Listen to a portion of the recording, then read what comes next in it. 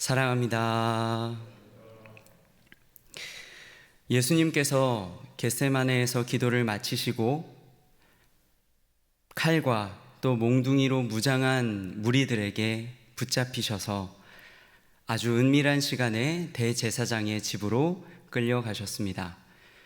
그곳에서 희롱을 당하시고 매맞으시고 욕을 받으셨습니다.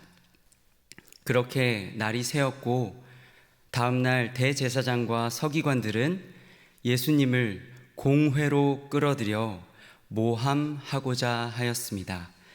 그 결과 하나님의 아들은 빌라도 앞으로 또 다시 끌려가게 되었습니다.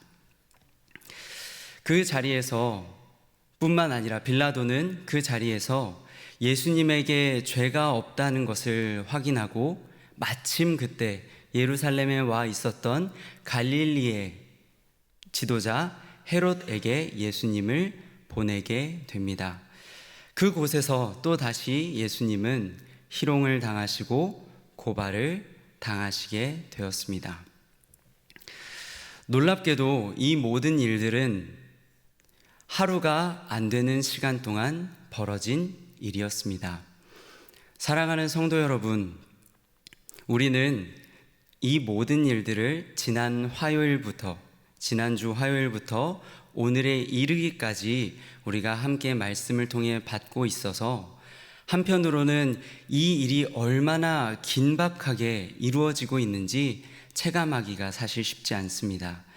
하지만 우리는 십자가로 향하시는 예수님의 그 걸음을 성경이 아주 긴박하게 기록하고 있다는 것을 기억하면서 오늘 우리에게 주신 말씀을 함께 보기를 원합니다. 이렇게 하루가 안 되는 시간 동안 매맞으시고 또 욕을 받으시고 또 끌려오시는 그 모든 일들을 경험하신 예수님, 그 일을 경험하신 예수님은 어떠한 상태에 있으셨을까요? 성자 하나님이셨지만 이 땅 가운데 사람의 몸으로 오셨기에 예수님께서 그 당시 그 하루가 안 되는 시간 동안 겪으셔야 했던 고통은 이루 말할 수 없는 정도였을 것입니다. 그런데 그렇게 이어지는 오늘 본문을 보면 조금은 당황스러운 기록을 우리는 발견할 수 있습니다. 오늘 우리가 읽은 본문은 예수님의 고통에 집중하지 않습니다.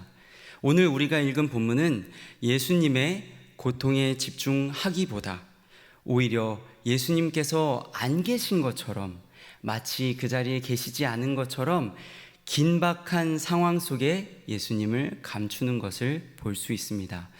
그렇다면 예수님을 감추는 것처럼 느껴질 정도의 이 긴박한 기록을 통해 이 월요일 하나님께서 우리에게 알려주시려는 것은 무엇일까요? 우리가 한번 그 내용을 한번 살펴보기를 원합니다. 오늘 우리가 읽은 본문은 특별히 빌라도와 여러 무리들, 대제사장과 서기관들과 여러 사람들이 포함된 그 무리 사이에 오고 갔던, 총 3차례 오고 갔던 치열한 대화를 구성하고 있습니다. 치열한 대화로 구성되어 있는 것을 우리가 볼 수 있습니다. 심지어 그 대화가 거듭되면 거듭될수록 분위기도 과열되고 있는 것을 우리는 확인할 수 있는데요. 먼저는 빌라도가 이렇게 이야기합니다. 나와 헤롯이 보건대 예수, 이 사람은 죄가 없다. 그래서 우리가 때리고 그냥 놓아주고자 한다라고 이야기를 합니다. 하지만 이에 대해 무리는 전혀 다르게 반응하는 것을 우리는 성경을 통해서 확인할 수 있습니다. 오히려 무리는 큰 소리로 외치면서 오히려 밀란을 일으키고 또 살인을 저지른 바라바를 차라리 우리에게 놓아 주십시오라고 대답하는 것을 우리는 성경을 통해서 확인할 수 있습니다.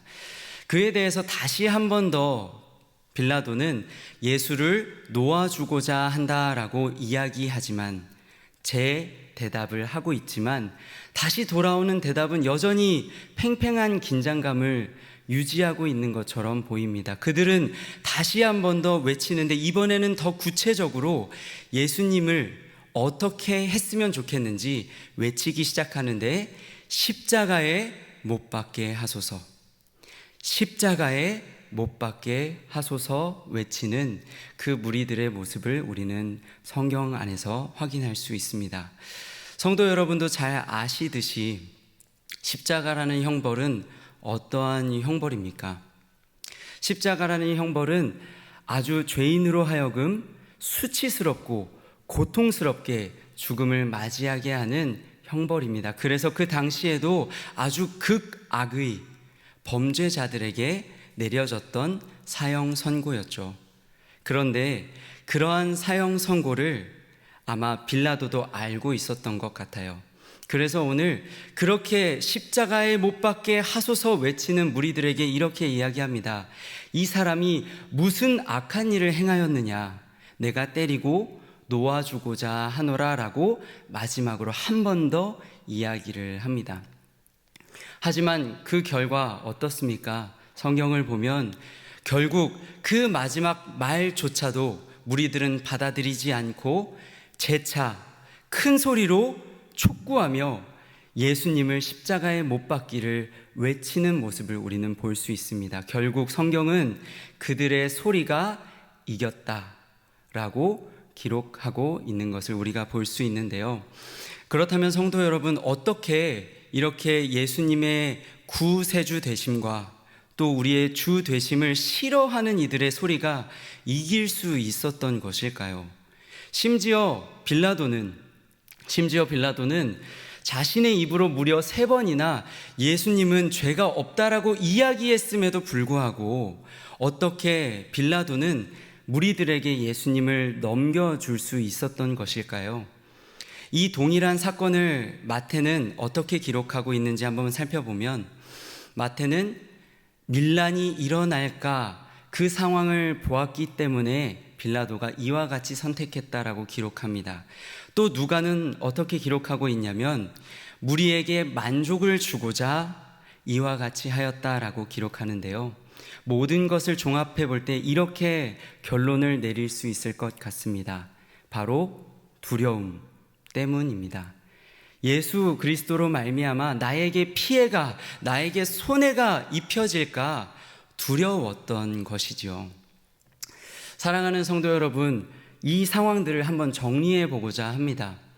예수님을 나의 왕으로 인정하기를 싫어하는 그 마음, 또 예수님으로 인해서 나에게 손해가 있을까, 나에게 해가 있을까 걱정하며 두려워하는 마음이 가득한 곳에는 오늘 우리가 본문을 통해서 볼 수 있는 것처럼 예수님이 계실 공간은 없어 보입니다. 그렇다고 예수님이 이 자리에 안 계신 것이 아니었습니다. 우리의 구세주 하나님이 보내주신 그 아들 예수님은 분명 그 자리에 계셨습니다. 만신창이가 된 모습으로 그 자리에 분명히 계셨으나 빌라도와 그 무리의 마음에 그 마음 가운데 계시지 않았을 뿐이었습니다. 조금 더 정확하게 이야기하면 그들의 마음에 계실 공간이 없었던 것이었습니다. 사랑하는 성도 여러분, 그렇다면 이 이야기가 불과 2000년 전에 빌라도와 또 무리에게만 해당하는 이야기일까요? 그렇지 않죠. 오늘 우리에게도 얼마든지 예수님을 나의 왕으로 인정하고 싶지 않은 영역들 있지 않으십니까? 그리고 또 예수님으로 인해서 나에게 손해가, 나에게 피해가 있을까 적당하게 타협하는 영역들 있지 않으십니까? 심지어 그 영역 안에서만큼은 우리의 마음 가운데에 예수님께서 계신가 싶을 정도로 살아가는 모습이 우리 가운데 있지는 않습니까?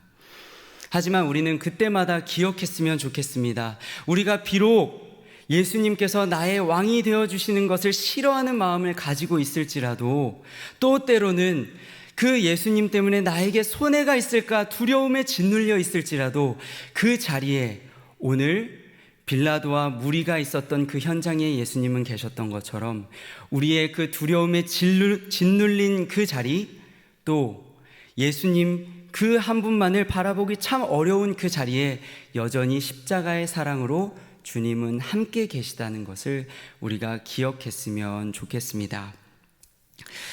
말씀을 맺고자 합니다. 오늘 이 시간 사랑하는 성도 여러분, 한 주 일과를 시작하는 월요일 새벽입니다. 우리가 이 새벽에 기억해야 할 것이 한 가지가 있다면 그것은 예수님께서 우리의 마음에, 우리가 늘 찬양하지 않습니까? 우리와 늘 함께 계시는 예수님이라고. 하지만 그렇게 우리가 찬양하며 함께 계시는 예수님을 노래하지만 정말 우리의 마음 가운데 예수님이 계신지 우리가 그것을 점검하는 오늘 하루가 되면 좋겠습니다. 심지어 더 나아가 우리가 예수님 때문에 손해가 있을까 적당하게 타협하는 그 순간까지도 내 마음에 예수님 계셔 주시옵소서라고 우리가 오늘 찬양했던 것처럼 잘 때나 깰 때나 주여 우리와 함께하여 주시옵소서라고 기도하며 나아가는, 그래서 있는 곳이 어디든 그곳에서 깊은 십자가의 사랑을 경험하는 우리 모두가 되시기를 축복합니다.